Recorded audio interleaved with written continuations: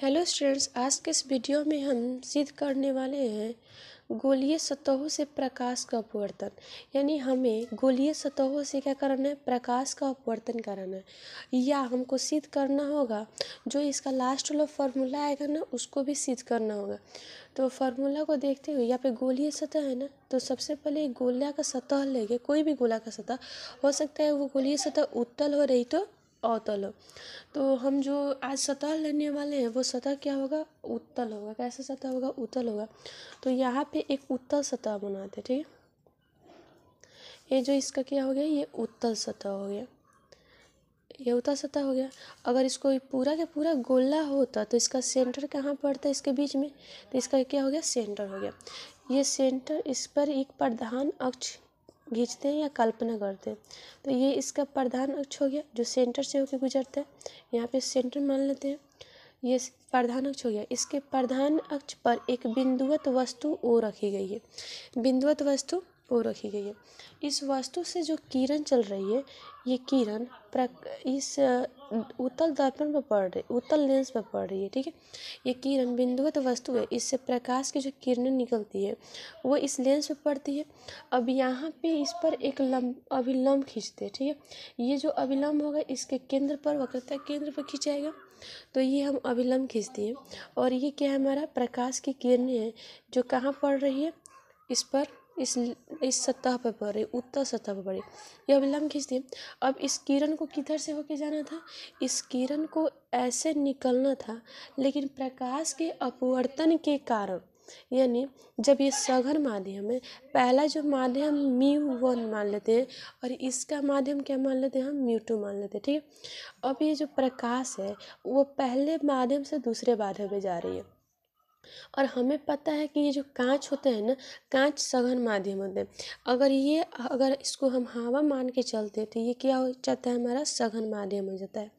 तो प्रकाश को ऐसे निकलना था, ठीक है, लेकिन सघन माध्यम होने के कारण प्रकाश ये मुड़ जाती है, और प्रकाश मुड़ने के कारण ये जाके प्रधान अक्ष पर टकराती है।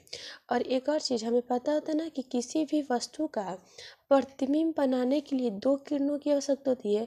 तो एक जो किरण है इसके प्रकाशिक केंद्र से होके गुजरती है, जिसके कारण प्रकाशिक केंद्र से होके गुजरती है, जिसमें इसमें ना अपवर्तन की घटना इसमें नहीं होती है।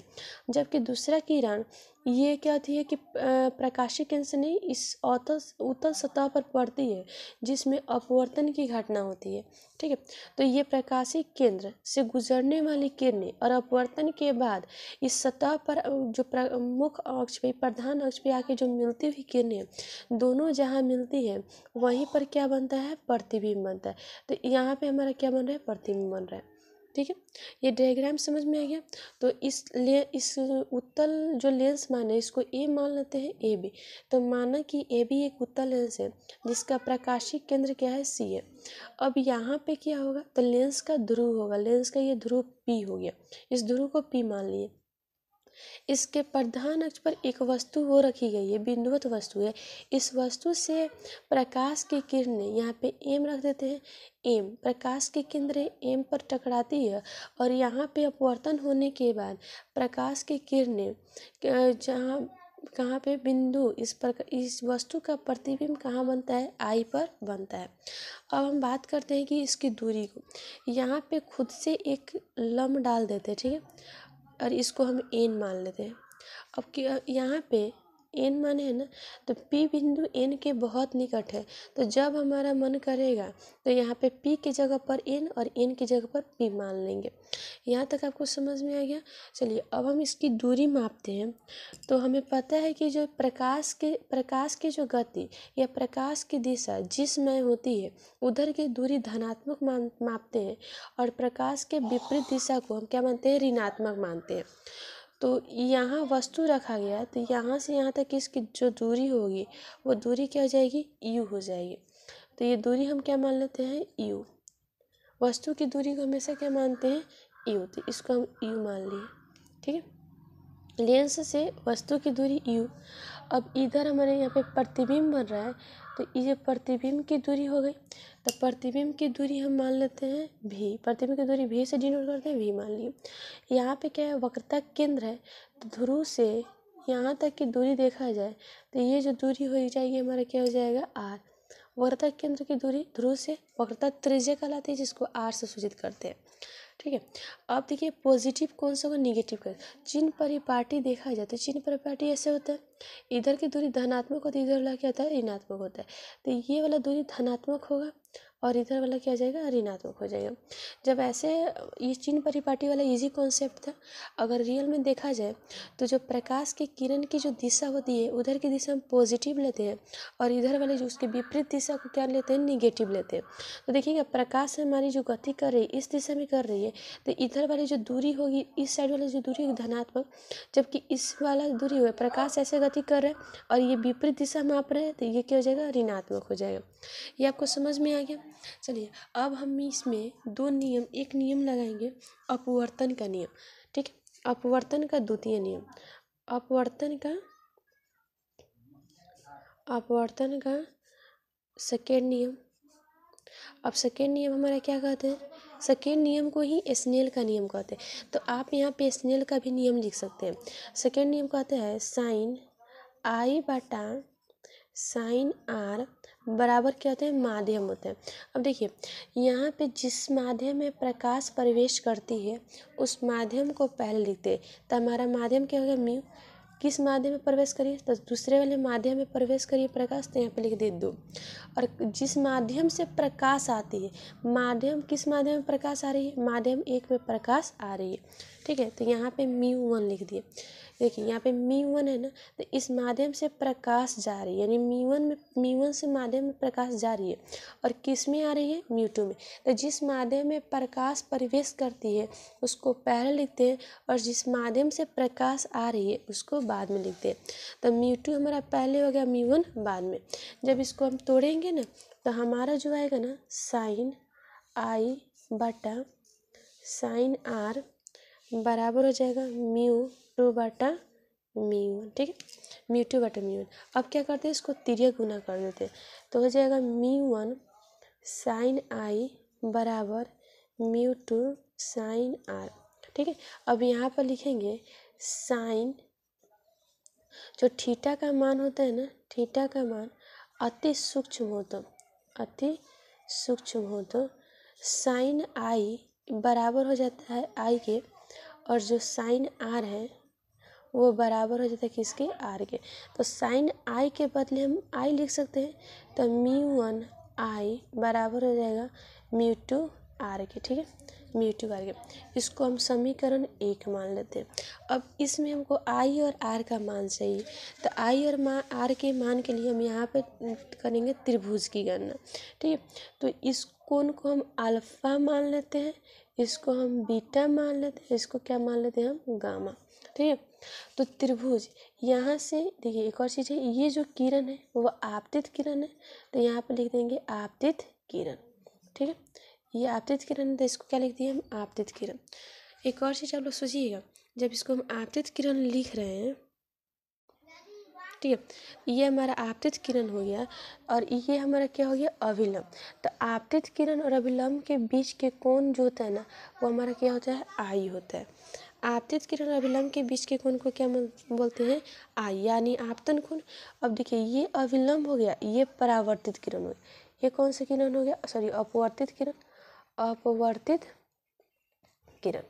तो ये जो अपवर्तित किरण है और ये अभिलंब है, इनके बीच का कोण क्या कहलाता है, आर।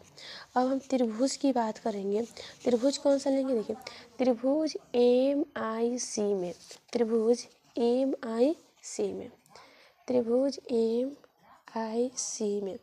देखिए MIC त्रिभुज को बाहर निकाल लेते हैं तो हमारा ये वाला जो भाग है ये क्या हो जाएगा, बाहर निकल जाएगा। तो हमारा जो त्रिभुज आएगा देखिए इतना आएगा ये वाला, तो इसको बाहर निकाल के एक बार देख लेते हैं। देखिए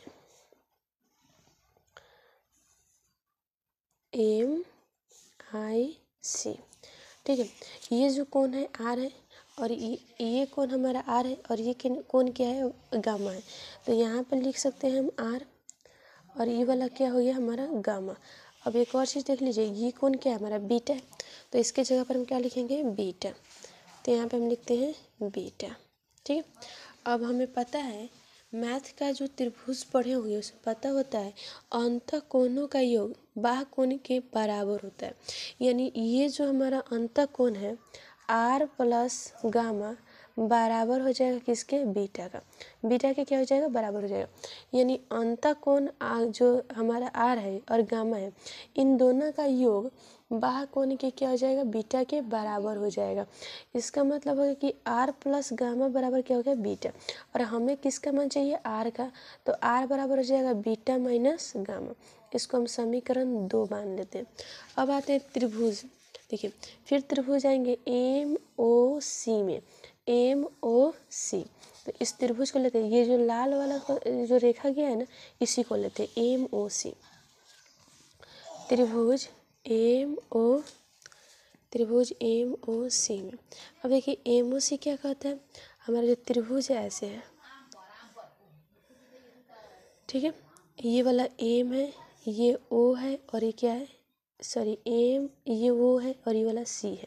ठीक है, ये हमारा अल्फा है और ये क्या है बीटा है। ठीक है, ये अल्फा है और क्या है बीटा है, और ये जो कोण है हमारा आई है, ये वाला ये कोण क्या है आई है। तो यहाँ से भी हम क्या करते हैं एक वही कॉन्सेप्ट लगाते हैं, अंतः कोण अल्फा प्लस बीटा हो जाता है, तो अल्फा प्लस बीटा किसके इक्वल आता है हमारा आई की इक्वल आता है।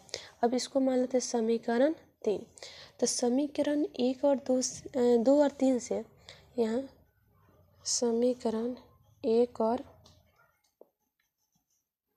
2 और 3 से किसका मान रखेंगे आई और आर का मान समीकरण 1 में रखने पर, समीकरण 1 उठा लेंगे यहाँ से, देखिए समीकरण μ1 आई बराबर μ2 आर, तो यहाँ पे रखेंगे म्यू, देखिए μ1 आई बराबर μ2 आर, इतना आया था ना। अब इसमें मान रख देते हैं, देखिए मान हमारा कितना आता है, यहाँ पे रखेंगे μ1 आई का मान कितना आया था अल्फा प्लस बीटा, तो यहाँ लिखेंगे अल्फा प्लस बीटा, ठीक है, बराबर μ2 और आर का जो मान है, आर का मान क्या है हमारा बीटा माइनस गामा, तो यहाँ लिखते हैं बीटा माइनस गामा। ठीक है, अभी दोनों में गुना कर देते हैं, तो हमारा μ1 अल्फा प्लस μ1 बीटा बराबर आ जाएगा μ2 बीटा माइनस μ2 गामा। ठीक है, अब देखिए यहाँ पे लिखेंगे यदि कोण अति सूक्ष्म हो तो, कोण अति सूक्ष्म हो तो, जब सूक्ष्म होता है ना तो हमारा जो अल्फा है ना वो बराबर हो जाता है tan अल्फा के, बीटा बराबर हो जाता है tan बीटा के, और गामा बराबर हो जाता है tan गामा के। तो यहाँ से हम क्या करेंगे अल्फा बीटा गामा को क्या करेंगे बराबर कर देंगे।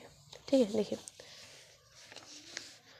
अल्फा बीटा और गामा को हम आपस में क्या करते हैं बराबर कर देते हैं। देखिए tan बराबर किया था ना, तो हमारा μ1 जहाँ देखिए μ1 की जगह पर क्या आया था हमारा μ1 अल्फ़ा, फिर μ1 बीटा आया था, तो जहाँ अल्फ़ा है वहाँ पे tan अल्फ़ा, जहाँ बीटा है वहाँ पे tan बीटा, और जहाँ गामा होगा वहाँ पे tan गामा लिखेंगे। तो हमारा जो यहाँ पे मान आएगा, ठीक है μ1, उसके बाद आ जाएगा हमारा tan अल्फ़ा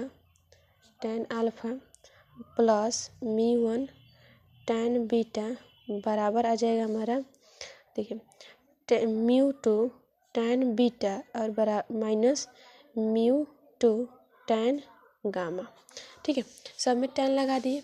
अब यहाँ पे हमें tan अल्फ़ा tan बीटा और tan गामा का मान चाहिए, तो tan अल्फ़ा के मान के लिए देखिए ये जो है ना हमारा समकोण त्रिभुज है, यहाँ से अगर देखा जाए तो अल्फ़ा यहाँ पे बन रहा है, तो त्रिभुज MNO में, ठीक है त्रिभुज की बात करेंगे तो त्रिभुज MNO में, देखिए इसको हम मान लेते हैं समीकरण इसको हम 3 मान लेते हैं, समीकरण 3 नहीं 4 मान लेते हैं, इसको समीकरण 4 मान लीजिए। ठीक है, समीकरण 4। अब यहाँ पे त्रिभुज की बात करेंगे